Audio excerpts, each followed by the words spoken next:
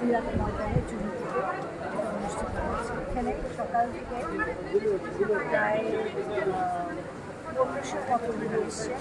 তাদেরকে স্ক্রিনিং করে চশমা দেওয়া হচ্ছে। তারপরে যারা ছানির জন্য যাদেরকে আইডেন্টিফাই করা হবে তাদেরকে ব্যাচ বাই ব্যাচ চট্টগ্রামে লায়ন্স আই হসপিটালে নিয়ে তাদেরকে ক্যাটারাক্ট অপারেশন করানো হবে।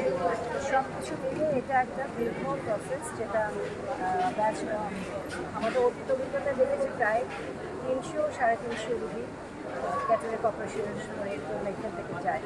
সেটা আমরা লায়ন্স ক্লাব অফ পারিজাত সেইভাবে আমরা দেখে নিয়ে আমরা অর্গানাইজ করব। তবে লায়ন্স ইন্টারন্যাশনালের চক্ষু সেবা পৃথিবীব্যাপী এটা একটা বিশেষ সেবা, যেটা লায়ন্স ইন্টারন্যাশনালের একটা মুখ্য সেবা। অন্যান্য সেবার পাশে চক্ষু সেবাটা আমাদের একটা মুখ্য সেবা হিসেবে আমরা গ্রহণ করে থাকি। এখানে যারা এই আশেপাশের গ্রামের যারা এসে তারা অনেক দরিদ্র, এবং এবারে একটা উল্লেখযোগ্য যে ওই বয়সের ছাড় দেখা যাচ্ছে এবার বাচ্চারা কিন্তু বেশি এসছে। সেটাও কিন্তু একটা চিন্তার বিষয়, যে হয়তো কিছুটা পুষ্টির অভাব, কিছুটা মনে হয় আমাদের জীবনযাত্রা যে মোবাইলে আসলে সেই সময়টা একটা হতে পারে। আমরা আমাদের একটা চিন্তা এবং রিসার্চের বিষয় আছে।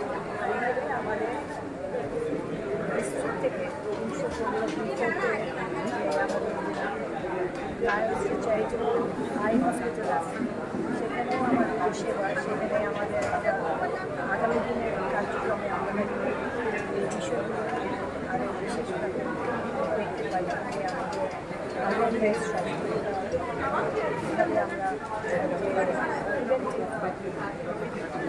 ভূমিকাগুলো আর আমাদের এটা আমাদের পঞ্চম চক্ষু শিবির হচ্ছে। আগামী দিনে আমরা এই সেবা অব্যাহত রাখতে চাই। যারা পাশে যারা এই অঞ্চলের মানুষরা এই উপকার যেন